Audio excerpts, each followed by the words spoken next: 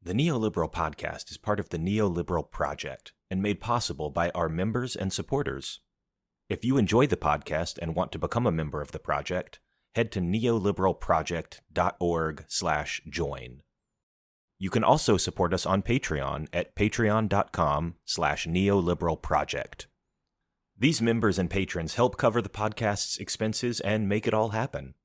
Thanks for your support, and enjoy the episode.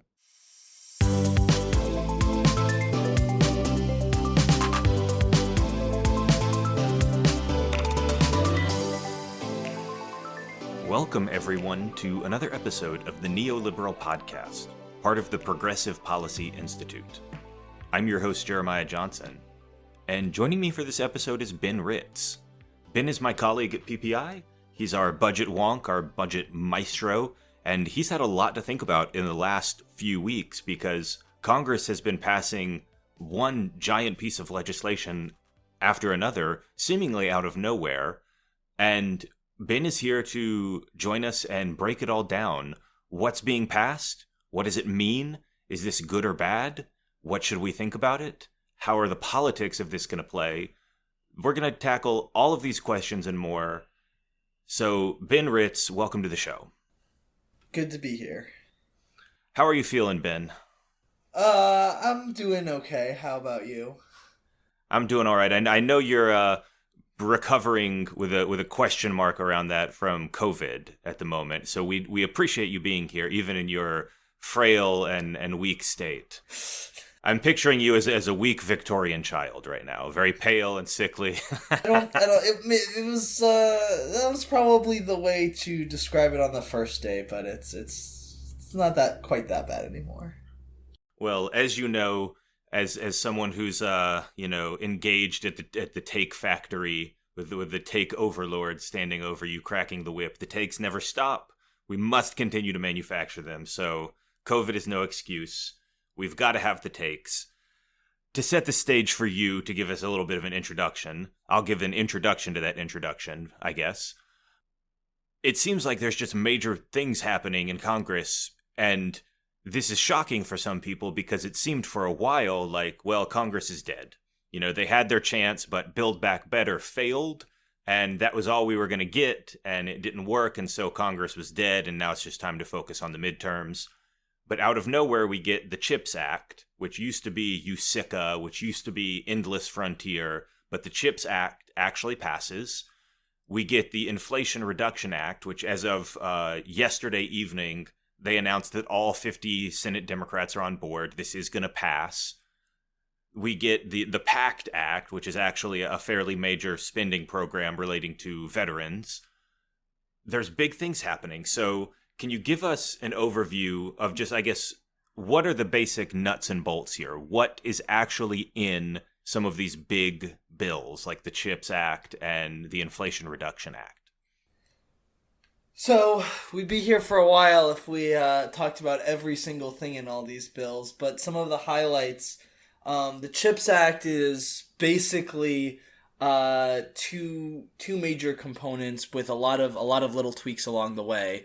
The major components are some subsidies for manufacturing semiconductors in the United States, and a big increase, one of the biggest increases in modern history in R&D spending. I guess there's a little asterisk on that because they increased the authorization for R&D spending, but they haven't appropriated the money yet. So it's a sort of a statement of intent to dramatically increase R&D spending, but that would be a really big deal if it materializes. And for people who are confused about that distinction, can you break that down a little further? What does it mean to appropriate the money versus, the top line number in the bill? Like, what are those two different things mean in the process? The way that it was explained to me a long time ago, and I think is kind of the easiest way to understand it, is that an authorization sort of creates the bucket and draws a little line about how much you want to fill it up, and the appropriation is you're actually pouring the money into the bucket. Okay, so that handles CHIPS, which, as you said, there's lots of little things. It's not as complicated as it used to be. When it was Endless Frontier, it was dozens and dozens of things, and it kind of got whittled down to, I don't know, six or seven major things, two of which are probably 90% of it. But that's chips. What about the Inflation Reduction Act? This is another bill that, when this was Build Back Better, it truly was trying to do 100 things at once. Now it's trying to do a couple major things, it seems like. So the Inflation Reduction Act is also probably the most significant piece of legislation here, because it would on the spending side. I mean, some of the spending's through the tax code, but essentially on the spending side, there is the biggest investment in clean energy and fighting climate change that the United States has ever done. There is prescription drug negotiation for Medicare. There is an extension of an increase in ACA subsidies that was originally passed in the American Rescue Plan and would otherwise be set to expire this year.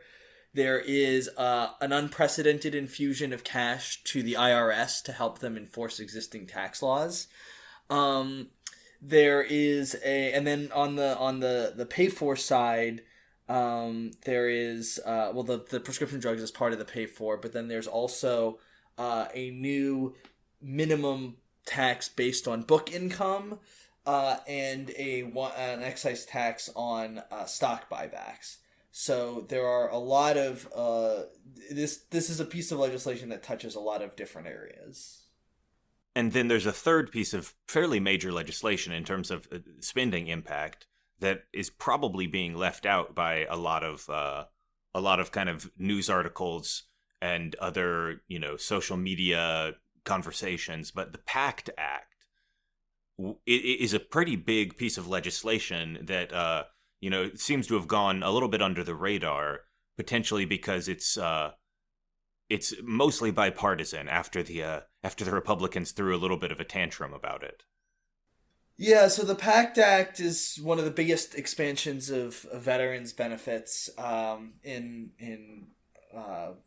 many, many years, and I think what's interesting about it, number one, is there's this big one of the reason there was this big confrontation about it is because there's a big reallocation of existing veterans money from discretionary spending, which meant it gets appropriated each year, to mandatory spending, which means it's now on autopilot, and so that caused a big confrontation earlier. But there wasn't a lot of confrontation around the fact that it was a almost $300 billion spending increase, and none of it was offset. So I think one way to think about it is the Inflation Reduction Act has about $300 billion of deficit reduction, and this is supposed to be used to fight inflation, but Congress has sort of already spent that money in the PACT Act and the Chips and Sciences Act. But overall, I mean, it's not just, even though, the deficit change is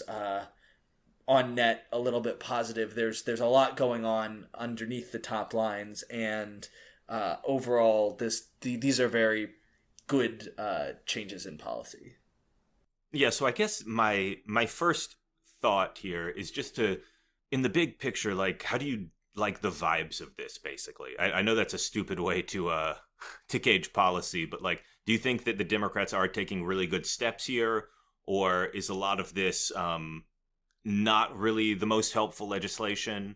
I know that, as our budget wonk, you are always more cautious about, fiscal prudence and trying to control the deficit than many other Democrats are.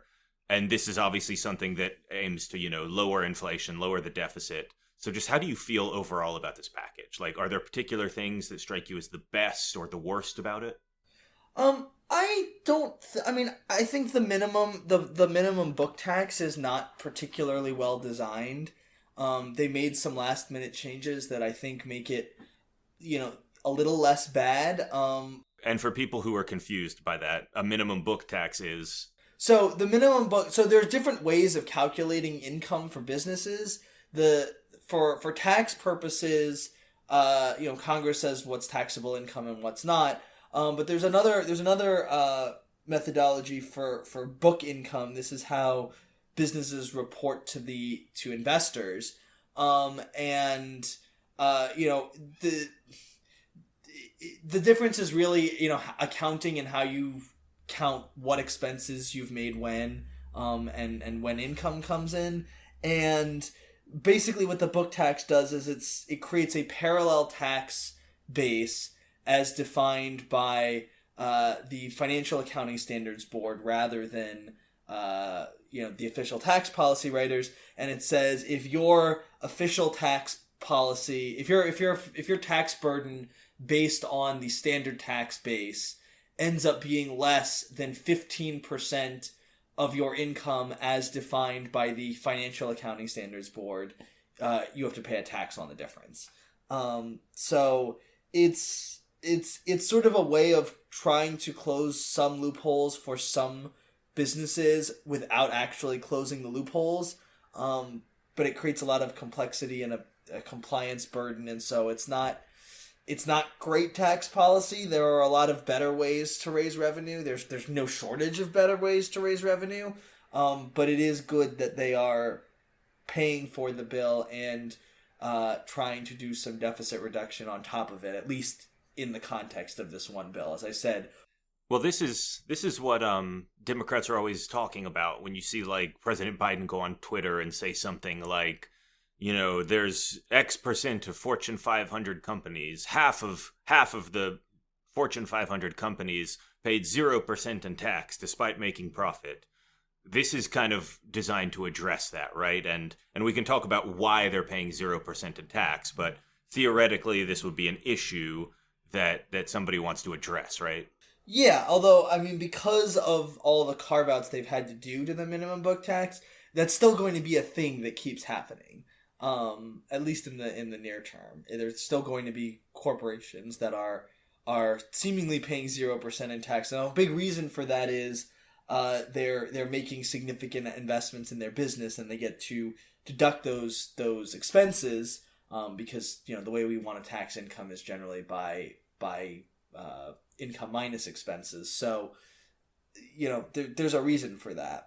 It does seem like you want companies making productive investments. Like having a tax credit for research and development seems like a good thing because you want to incentivize companies to be doing research. That's the kind of thing that drives economic growth. And, you know, but at the same time, I understand the desire for, you know, people who believe every giant corporation, which has enormous political influence because it's worth $1 trillion, they want them to be paying a fair share of tax. And how do you balance those two things, I guess? Well, so one thing I'll just say is that on the investment front, some changes they made to the book tax is they still allow you to deduct your R&D expenses from your book income for the purposes of the book tax. And a last minute change that was announced on Thursday night is that they're also going to allow more deduction of in the other investments in capital expenditures. Now, the good news about that is it means less tax on those things you know, productive investments that we're trying to encourage. But it also means that it will be less effective at, you know, changing those talking points about you know, some businesses paying $0 in tax. There will be more of those businesses because of the carve-outs. I imagine this is kind of a bittersweet moment for you in that we finally get a bill explicitly designed to reduce the deficit and pay down some of the debt and be positive, and it's with a tax provision that is not very good. Yeah, I mean, there were a lot of good tax policies out there, and they really got some bad ones. You know, I don't think the stock buyback tax is particularly great either. But what I will say is I think, you know, the 11th hour changes were on net positive because, you know, if you're choosing whether to tax buybacks or investment, you would much rather tax buybacks. So I think that, you know, it's not great tax policy, but it's better than what the alternatives probably were. The buybacks thing is interesting because this plays into the Kyrsten Sinema drama where Chuck Schumer announces he has a deal with Joe Manchin, and everybody's like, "Whoa, are we actually going to pass a major bill now?" And then Kirsten Sinema kind of pokes her head out and says, "Hey, you didn't check with me first." And one of the strangest things about Kirsten Sinema is that, depending on whether you like her or you dislike her, she is either intensely passionate about the carried interest deduction, or she is bought completely by her corporate overlords and therefore is willing to do anything to keep the carried interest deduction.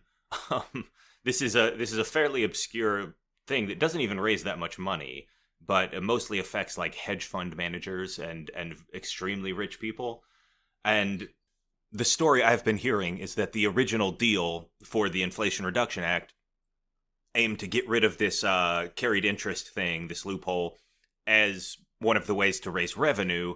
And then Kirsten Sinema swoops in and says, "Over my dead body, you are not going to pass this bill with this." And then they kind of include the stock buyback thing as a change for that, I guess. So I think it's important not to overstate the impact of the carried interest. The carried interest deduction change was only going to raise about $14 billion. The real need for the stock buyback tax came from the carve-outs to the minimum tax. But I mean, I think there's not a tax policy person alive who thinks that clawing back carried interest would be a good thing, or there isn't a tax policy professional alive who we all want to claw back the carried interest deduction. I think there's consensus on that. It is one of those few provisions that I think everybody basically agrees is a loophole. So let me ask you for this. This is your hot take moment. How do we interpret Sinema here then? This is a little bit of a political question, but like, is there any like, oh, she's just genuinely passionate about, she thinks there's a free market case for the blah, blah, blah? Or are the cynics right here? Is she like basically like servicing clients here? So I think it's kind of difficult to say because of when it came out, she made this statement that she is going to work with Senator Warner on ways to change the carried interest deduction that don't hurt investment. And so I guess I would say we kind of have to see what that means. I mean, maybe that's window dressing, but it could also be that there are, she has... I mean, the one thing I will say is that she has been very consistent about this. This is not like a new thing. Like, for some reason, apparently this is a thing that for years she's always said the carried interest deduction is something I don't want to see go away entirely. And again, you can think of a cynical or a more generous interpretation of that, but she's been very public about it for a long time. Yeah, but I think I'm very interested to see what comes of this discussion, with whether this statement is just window dressing to kill it without having to admit that she's killing it, or whether there is some future carried interest reform that's nuanced and that actually has some logical reasoning behind it. I will say that I think that there were, over the course of this process, there were a lot of criticisms about like, oh man, Joe Manchin is just bought and paid for by the coal industry, and he's trying to kill the climate stuff, and he's never going to create anything, and blah, blah, blah, blah.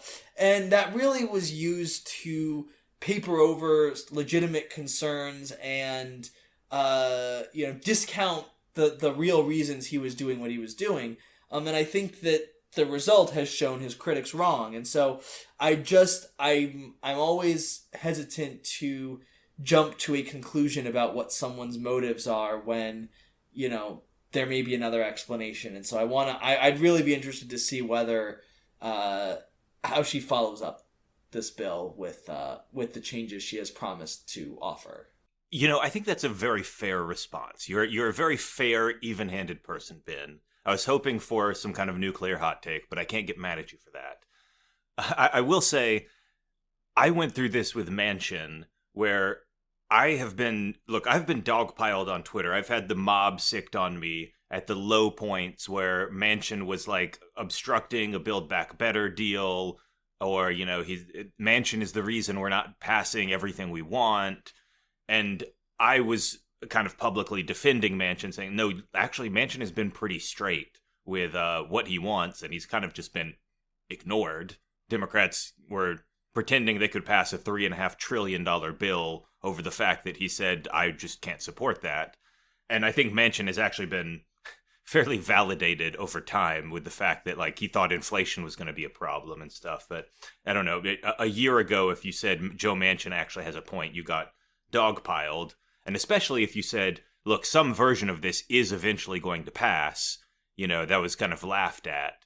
So hot takes today can be embarrassing tomorrow, I guess. I don't know. Yeah, I mean, and I think you never really know. Like, I was one of the, probably one of the most vocal Manchin defenders in the, the center left policy space, and I felt very confident about my position up until, a couple weeks ago when there was this announcement that he'd walked away from this deal, and I had this moment where I was like, wow, maybe I was the one who was wrong this whole time. But sure enough, he came to the table, he came through, he delivered a deal that was, We got to talk about that, by the way. We got to talk about the fake out that happened.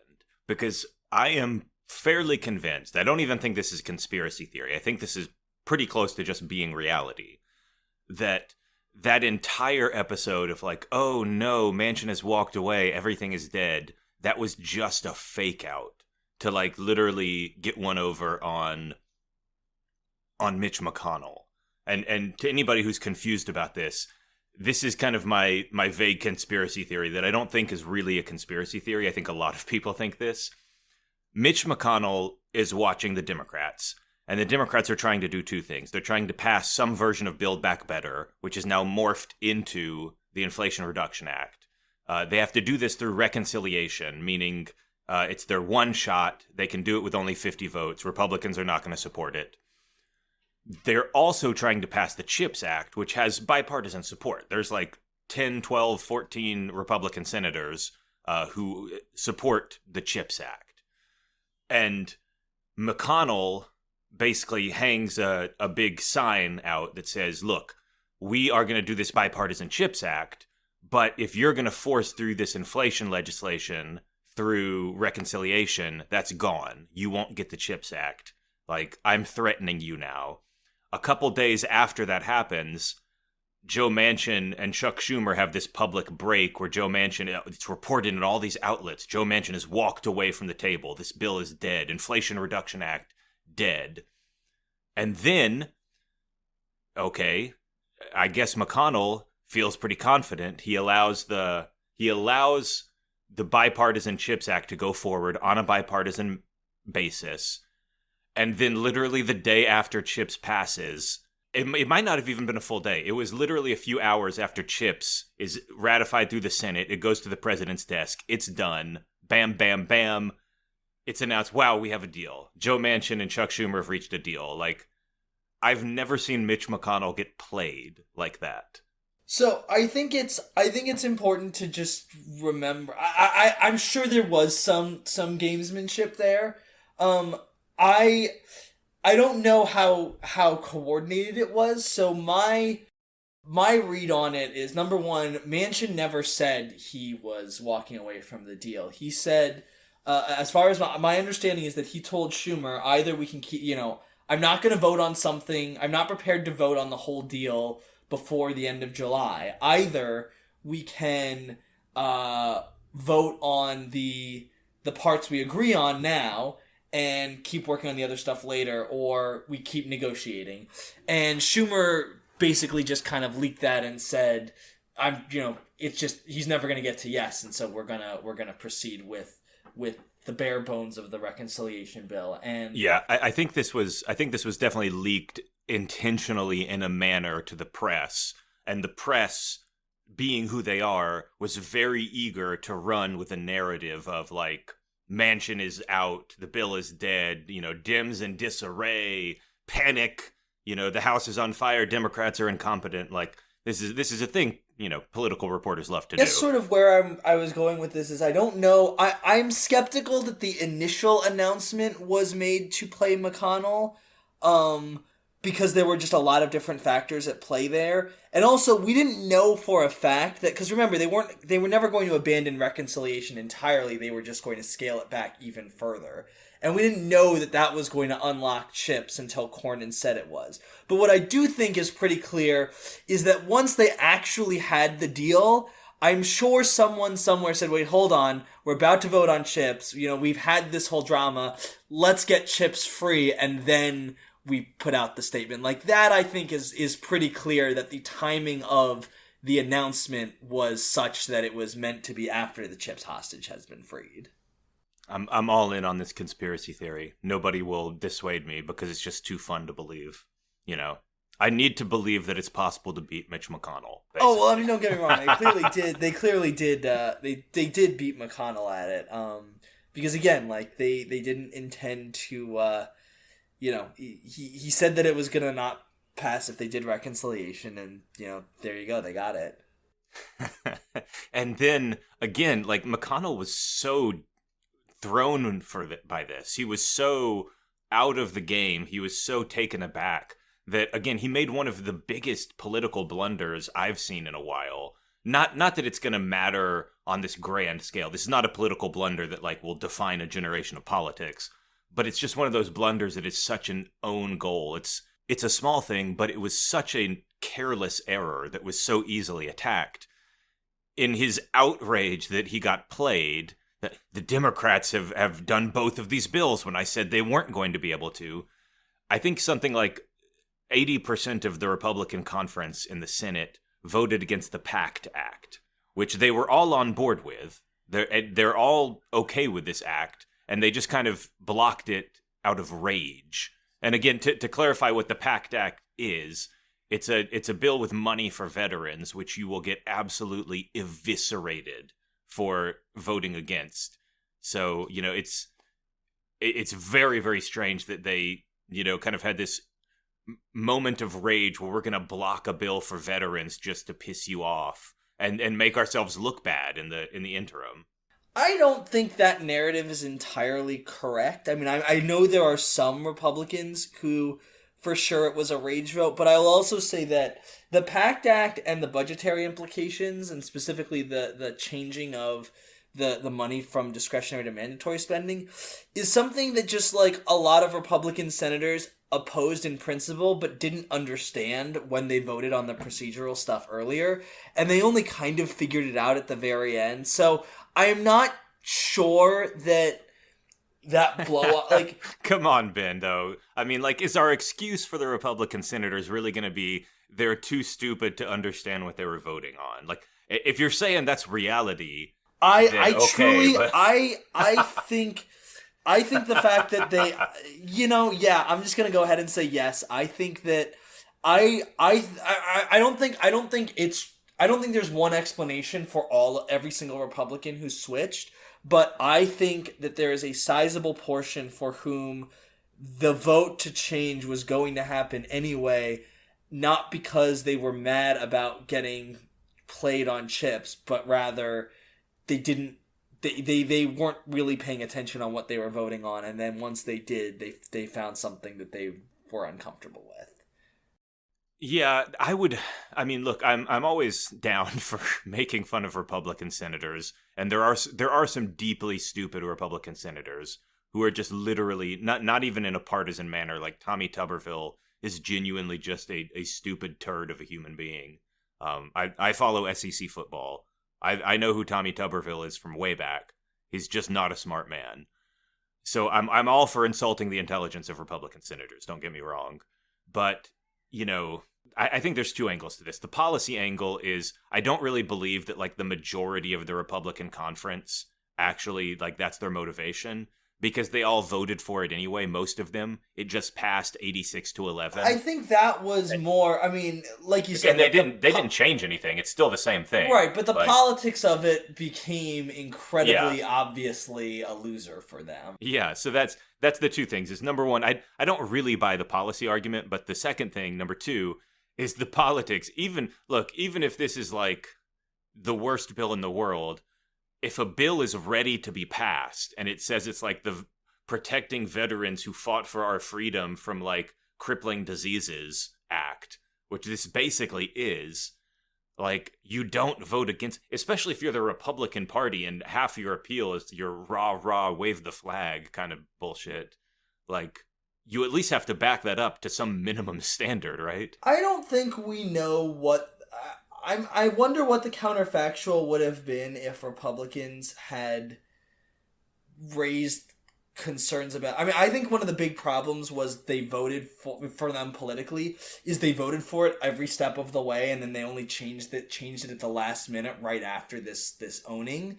I don't know if they'd raised the budgetary concerns much earlier. I don't know that it would have had the same. It might have had the same issue, but if they'd said they'd wanted to pay for it, or they had this budgetary concern before they voted to pass it through the process a few times. I think it would have been it might have been different. The politics might have been different, but certainly, like, at the point where it got to, once they had voted for it, procedurally they voted to pass it, like, to then flip on the last minute after this seemingly political own, that was, I mean, they were just very bad at this. Yeah, it's just handing a free attack to your opponent for virtually no reason other than you're having a tantrum because the Democrats played you. That's basically that's how I see it. I still don't think that it was purely I think it was more. I think for a lot of them it was more not paying attention earlier than. I mean, this is you are like a more fair, more generous person than I am. I look at this and I just see that's their justification for throwing the tantrum. But like, I know how politics is played. I know why the tantrum happened at the time that the tantrum happened. But we can move past that. All I will say is I was surprised when the initial passage was. It was like a couple days after the CBO score came out. Like, I didn't even know about the budgetary implications when the vote, like, until the day before the vote happened. And I was surprised how many of these Republicans voted for it, knowing what we knew. So, I mean, I sort of thought something like this might happen for a while, which I guess was why I'm inclined to view it as less of a tantrum. All right, so that's the political side we've been talking about, but on the policy side, there are some major policy changes here, and let's just go over those a little bit more, because those matter, obviously. The fact that the federal government can set policy is a big deal. So I see a couple big things. If I had to say, like, in the Inflation Reduction Act, mostly three big real policy changes. I see a bunch of clean energy stuff, all sorts of clean energy tax credits and manufacturing incentives, and electric vehicle stuff. There's a bunch of clean energy. There's the extension of the Obamacare subsidies, which is a big deal because if those were going to expire, that would impact a lot of people's healthcare. And then there's stuff like negotiation of drug prices and kind of this ability for the federal government to more effectively pay for things in our healthcare system. How do you view those three major pieces of policy? Are these like really important things? Are they game changers? Are they good but incremental? How are you thinking about that? I would put of those three, I would put the climate stuff at the top. I think that is really the core of the bill. I know it's titled the Inflation Reduction Act, and I think that in its original conception where they were going to do a lot more deficit reduction and a lot of other things, that would have made sense. But I think that really, when I think about the core of this bill, it is an energy security and climate change prevention bill, and so I think that's like by far the most important. Then I would say next is the prescription drug price negotiation, because it is such a fundamentally different. It's a big change in how we pay for healthcare. And then I would put the ACA subsidies at the bottom, just because that's that's really just kind of changing the inputs in a formula rather than making any structural change to the formula itself.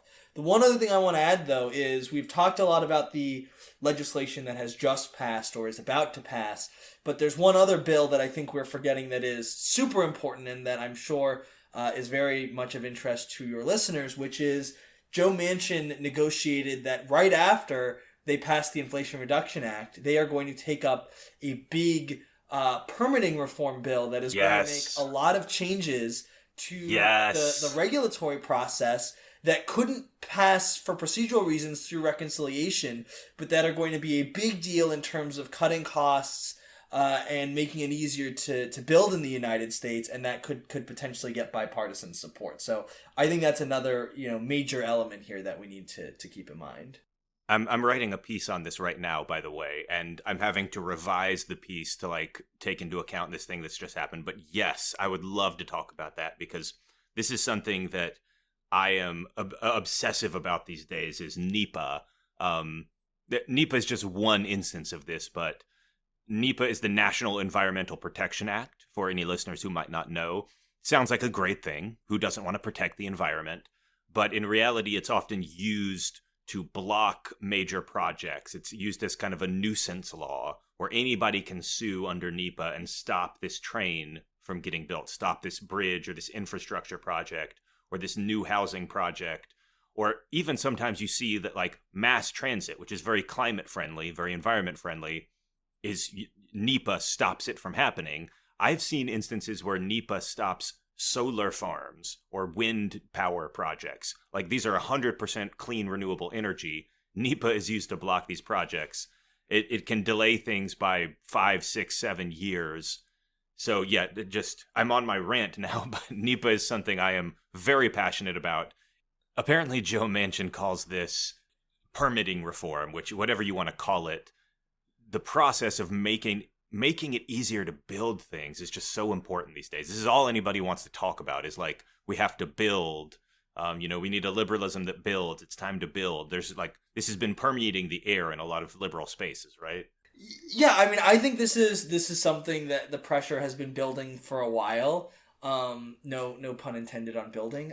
But it's the idea that the Democrats are going to continue to pump a bunch of money into investments and then make those investments as expensive to build as possible, and take forever to deliver, is a real impediment to progressive progress. And really, I mean, why do you want to give the government your tax dollars to spend in the least efficient way possible? So I think that and this is really a component that was sort of missing from the bipartisan infrastructure law. There were some really good permitting reforms, as I said at the time, and it was a big win. But there was room to go further, and I think that the permitting reform bill, if it is as expansive as it seems like it might be, and again, we don't know the text, so it could be, for example, it could just be limited to energy projects, and so that would kind of blunt the potential impact. But if it's as far-reaching as it seems like it could be, it's sort of the last missing element of what I think is sort of the Biden public investment agenda. And I guess for that I would say there's the four components being the infrastructure bill, chips and sciences, the clean energy components of the Inflation Reduction Act, and then this permitting bill. You put all of those together, and that would be the most significant improvement in the amount we invest in and the efficiency of those investments in infrastructure and science that has been made in my lifetime. So that's pretty exciting. Yeah, it's very strange how out of nowhere we're talking about this being one of the most productive legislative sessions in decades, maybe, where if I just kind of run down through what's been going on in Congress the last 2 years, you've got the American Rescue Plan, which is a giant, it's a kind of a Congress. It's a, what do you call it? A term. It's a term defining bill. I'm gonna sort of disagree on that one. Here. I'll give you my hot take. Is I think the biggest piece of legislation that passed in this administration was probably the worst one. I understand that it was, we certainly needed to do some COVID relief, but I think the excesses and the poor design of it, it worsened inflation. It undermined a lot of other initiatives. It made the reconciliation bill smaller than it otherwise could have been. I think it undermined a lot of those investments. I think it's created a bunch of political problems for Democrats.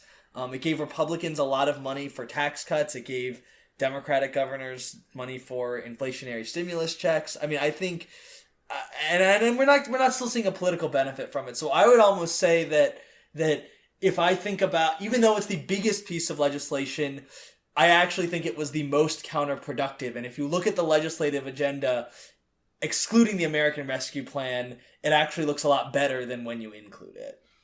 Yeah, so I wasn't even trying to say that everything here was good. I'm just saying this has been a big session. Because again, the American Rescue Plan is a big piece of legislation that would, in any other Congress, would define like the entirety of that session. But then you also have the bipartisan infrastructure bill, which again is a huge, impactful thing that in most Congresses, this would be like, this defines this Congress. Then they passed the first gun control legislation, which is kind of a weak measure, but it's the first one that's passed in 30 years or something like that.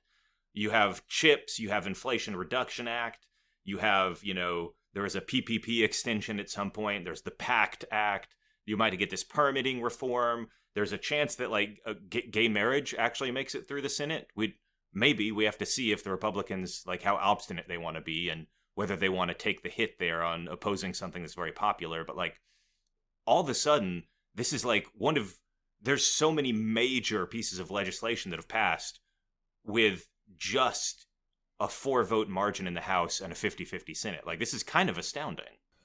Oh yeah, I mean, look, it's really impressive. I think that it's interesting because on the one hand, when I look at each of these individually, they seem almost more like, it doesn't seem like they've been Biden victories so much as they have been, Congress just kind of working in a way Congress hasn't worked in a while. But it really does, and when you look at it in the aggregate, it really validates, Biden's premise that everyone made fun of him at the time for saying, like, if you elect me, it'll turn down the temperature and we're going to get bipartisanship again. I mean, I don't, you look at all the MAGA Republicans who are winning and some of the things that the Republican base is saying and doing, and it doesn't feel like we're in a bipartisan moment, but if you actually look at the outcomes, it's hard to reach any conclusion other than Joe Biden was right, even when everyone thought he was wrong. Joe Biden's whole maestro of the Senate thing, maybe he is. And I feel like I have to reevaluate Chuck Schumer a little bit because I have been down on Schumer for quite a long time. Like I've had the opinion for quite a while that like Pelosi is better at her job than Schumer is at his. And that, Pelosi is very impressive at wrangling her caucus and, rarely makes missteps, whereas Schumer for a long time seemed to be really struggling to make things happen. I don't know, maybe I deserve some criticism there. Maybe Schumer deserves more praise and more credit than I've been giving him. What's your take on Schumer's leadership? I think if you look at Schumer's record leading into this summer, it was very reasonable to have the take that you did.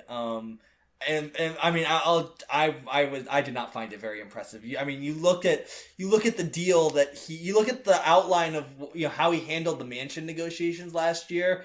It was dreadful. I think that some of the American Rescue Plan issues I would put on him. I mean, I think it was really reasonable to be down on Schumer before these results, but you get new information and you form a new opinion, and I think he has clearly handled the summer legislation, the legislative process over the summer. He's A+ work there. He's done a very good job. All right, so we've got a little bit of time left. I want to talk about the CHIPS Act a little bit, and I know that your particular wheelhouse is not like the science and technology funding and like the details of where it should go. We actually have other trade people who care more about like semiconductor stuff. But I am curious what you think about the CHIPS Act, because I think, you know, basically every policy wonk in existence agrees with leg number one of this legislation, which is just spend more on basic scientific R&D. Basic science is good. We should fund it. It leads to great economic growth in the long term. Okay, good. Thumbs up. Number two is a little more contentious in terms of semiconductor manufacturing. And some people argue very strongly this is a really good thing. We really, really need to be at the front of this industry, both because it's the technological future and because it's of strategic national importance. And this gets into conversations about Taiwan and China. But then other people look at this and say this is actually just kind of a handout to a small number of companies. They are already investing tens of billions of dollars. We don't need to just throw a pile of money at them for no reason. Do you fall into one camp or the other on the semiconductor question?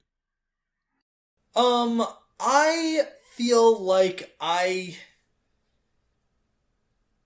don't know. Is the short answer is I find the arguments for and against the semiconductor portion both I find both sides of that argument compelling, and I don't know that I have a strong view one way or the other. I guess my perspective is number one. I think this is important to get the semiconductors able to make semiconductor supply meet demand. And in the grand scheme of the federal budget, $50 billion isn't a huge amount. So I sort of lean on the side of, if it might work, let's do it. And normally when it comes to spending, I am not of that, you know, if there's a chance it might work, we might as well do it. But it's relatively small and it's a one-time thing. So I just want to note Ben Ritz on the record, budget policy man, as saying, $50 billion is no big deal, you know. I mean, in the context of a several $1 trillion federal budget is a one-time thing. But I want to get to like my main point here, which is, you know, I have mixed feelings about the semiconductor investment, but I think that the other investments in the Chips and Sciences Act are all so good and so clearly good. The investments in basic research are good. Giving more money to the NSF is good. The investments in the STEM workforce are good. That I think even if you have concerns about the semiconductor manufacturing, and I think there are legitimate concerns there, the bill is clearly overall a positive step for investing in the economy. I do want to just say I'm almost reluctant to support it because I kind of fall where you are. I think generally industrial policy is kind of bad and doesn't work. And I'm torn in this case because there are a few cases where you might want to do it. There's maybe a national defense reason here, maybe the semiconductor bet. If you're doing industrial policy, you're basically making a bet on this industry being super important and you're going to win in this industry. And I actually think this bet might be correct, that like semiconductors really are that vital. But, you know, it's hard to know, like, will semiconductors actually be super important in 20 years? Or will we have moved on to some other quantum nano chip or something? I don't know. I'm not a science guy. But I'm torn because I think there's an important, you know, you asked sort of a two-part question. One is, does it matter to win on semiconductors? And then the second is, will this investment actually make us win on semiconductors? And I feel like the second is a much bigger open question than the first. I feel like the bet on semiconductors is a pretty good bet, but whether this is going to actually help us win or whether we could have won without it, I think is a much more there's much more debate there. That's totally fair. I just want to pour one out real quick for the absolute best part of this bill, which got killed, and I'm still not over it. I'm still day drinking it in response to this because the previous versions of this had really, really good immigration provisions that would have led to tens of thousands of additional immigrants per year, like high-skilled immigrants. This went through different phases, but like you could understand it as like anybody who gets a master's or a PhD from a U.S. college gets to stay in the country. They get a green card basically automatically. that used to be in this bill, and it's not in the final version, and it breaks my heart, Ben. It was such a good thing. Like, oh my God. Yeah, I mean, I think it's an open question how much of a possibility it was that provision actually got included. I mean, I know it was in the House Competes Act, but which was the House Democrats version of USICA, but yeah, and that was generally a lot stronger on the immigration stuff. But we also know that didn't have nearly the bipartisan support to pass the Senate. So I totally agree with you. It's very unfortunate, and there's been a lot of reporting about how if we don't address the immigration issue, it's going to be very difficult for businesses to actually make use of the subsidies they're being given, because they need skilled workers that we don't have to carry it out. At the same time, I don't know if that provision could have ultimately made it through the final Senate bill with the bipartisan support it needed, and ultimately we don't want to let the perfect be the enemy of the good. So we've got to wrap up now, but I guess as a final question, how do you see the politics of this going forward for some of these major acts? Do you think that Democrats are going to get a real boost from this, or is this one of these things where you can pass legislation, maybe it's popular for a month or two, but in the end everything goes back to baseline? I'm curious your take on the politics here, because as we mentioned, Congress passed the American Rescue Act, which was popular at the time, cut people checks, gave people money, but the benefit from that has basically faded. It doesn't seem like Democrats are getting like significant credit for passing the American Rescue Act.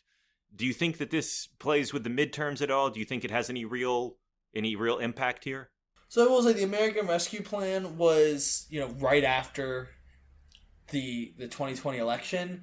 That's a long time before the midterms, and people have short memories. I think that this productive legislative summer is more likely to still be on people's minds when they go to the polls in November.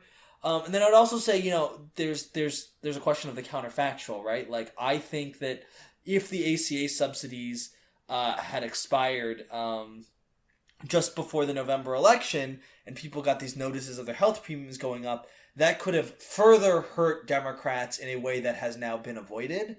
So I don't know if it's going to improve Democrats' standing relative to today, but I think it certainly would relative to the counterfactual, in which they did none of this stuff. I think, are people going to see price reductions from the Inflation Reduction Act specifically by November in a way that they're going to credit Democrats? I think it's unlikely it will be due to the Inflation Reduction Act. But it's also possible that, inflation does start coming under control because of... This is kind of how I see it playing out as well. Yeah, like, inflation might start to go down, and already has started to decrease a little bit, at least in terms of, like, gas prices are already down. And God knows that everybody just thinks gas prices are the entire economy, that's its own frustration. But, like, if gas prices are going down for their own reasons, can Democrats just take credit for it?